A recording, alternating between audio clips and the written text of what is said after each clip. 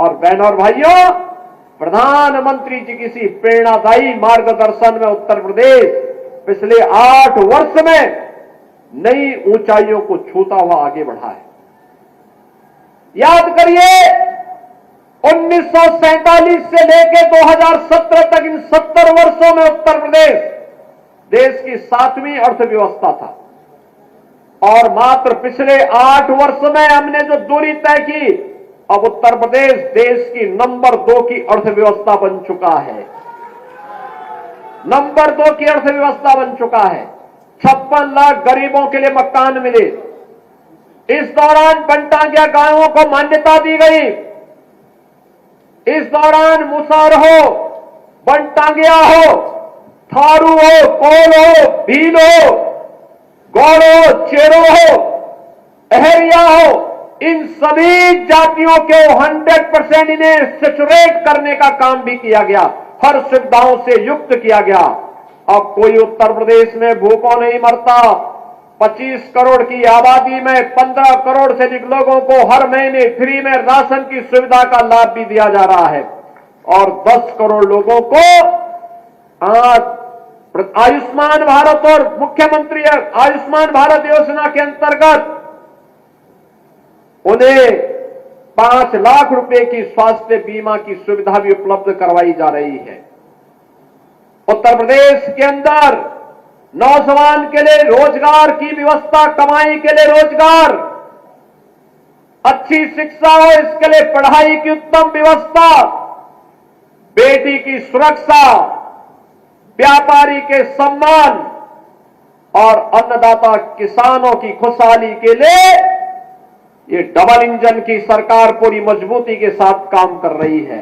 ये रोहिन बैराज उसी का एक मूर्त रूप है, मूर्त रूप है।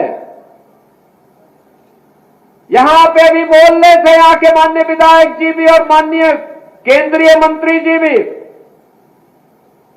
वर्षों से 20 वर्षों से 25 वर्षों से इंतजार था लोगों को कि रोहिन में बैराज बने। पिछली सरकारों के पास अपने परिवार का पेट भरने की फुर्सत ही नहीं थी। जमीन लुटवाने की फुर्सत मिले तो विकास करे। अभी आपने देखा होगा, परसों ही देश की संसद में वक्फ बोर्ड संशोधन अधिनियम पारित किया है। अब वक्फ बोर्ड के नाम पर जमीनों पर कोई डकैती नहीं डाल सकता है, लूट खसोट नहीं हो सकती है, चौराहे की जमीनों पर कोई कब्जा नहीं कर सकता है। अब सार्वजनिक संपत्ति जो भी होगी,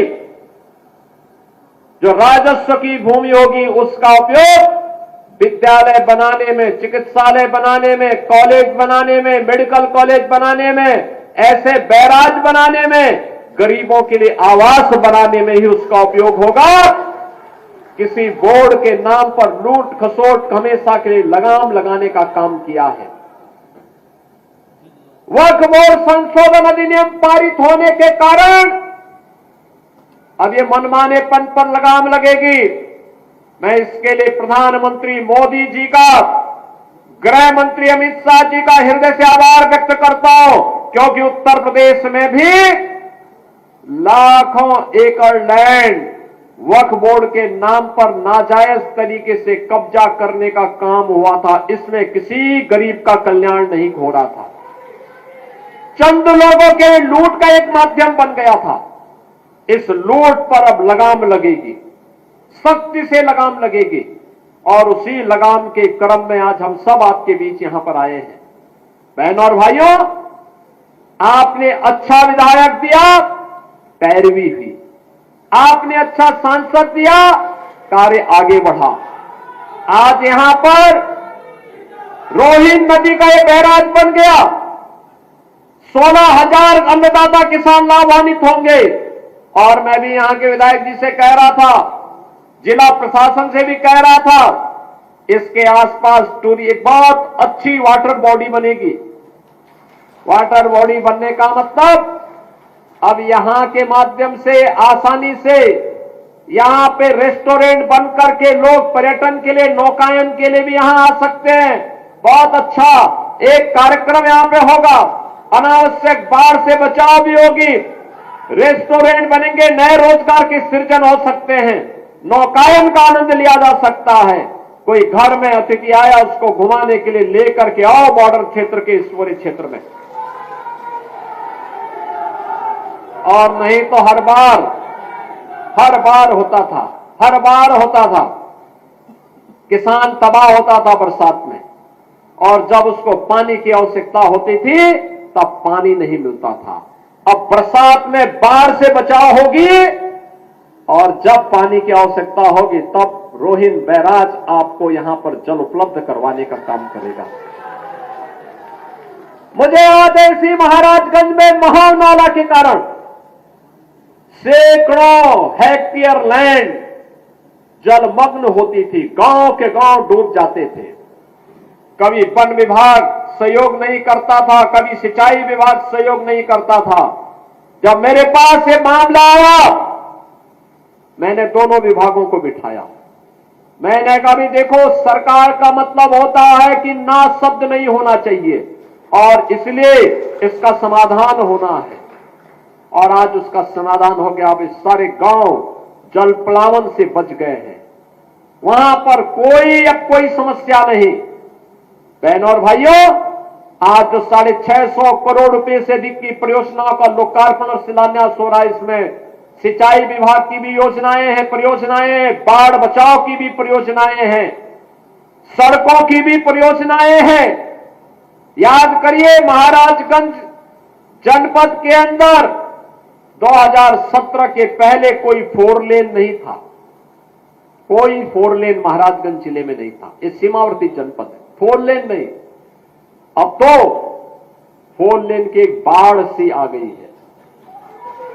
गोरखपुर नौतनवा सुनौली मार्ग 4 लेन के अंतिम चरणों में चल रहा है।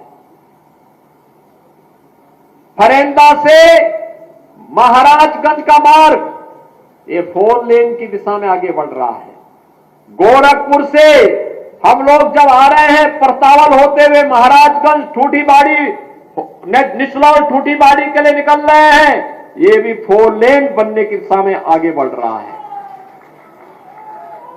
हर मार्ग, गांव का मार्ग जो पहले 3 मीटर भी नहीं होता था, हमने कहा 3 से काम नहीं चलेगा, विकास आगे बढ़ाना है तो इसको 7 मीटर कर दो, कम से कम 7 मीटर होना चाहिए। 7 मीटर के मार्ग को 10 मीटर के किए जा रहे हैं। बहनों और भाइयों, विकास का कोई विकल्प नहीं, और उसी विकास के विकल्प को आपको उपलब्ध करवाने के लिए, आपके जीवन को मंगलमय बनाने के लिए हम सब आगे बढ़े हैं। सिंचाई विभाग ने पिछले 8 वर्ष में अनेक कार्य किए। अर्जुन सहायक परियोजना, ये बुंदेलखंड के अंदर बनी। मुझे याद है, जब तक सिंचाई की परियोजना नहीं थी, वहां के खेत का सालाना, अगर किसी को खेत किराए पे देना होता था, 5,000 रुपया नहीं मिलता था। और आज उसी महोबा में 50,000 रुपया उस खेत का मिलता है, सालाना 50,000 रुपया। याद करिए, किसान को 50,000 की कमाई अगर हो जाए एक खेत में, बहनों और भाइयों, उसकी इनकम तो बढ़ेगी। अर्जुन सहायक परियोजना प्रधानमंत्री कृषि सिंचाई योजना के अंतर्गत पूर्ण हुई। हजारों हेक्टेयर लैंड को सिंचाई की सुविधा प्राप्त हुई। बाण सागर की परियोजना, ये बिंदु क्षेत्र में 2.5 लाख हेक्टेयर भूमि को सिंचाई की सुविधा दी है।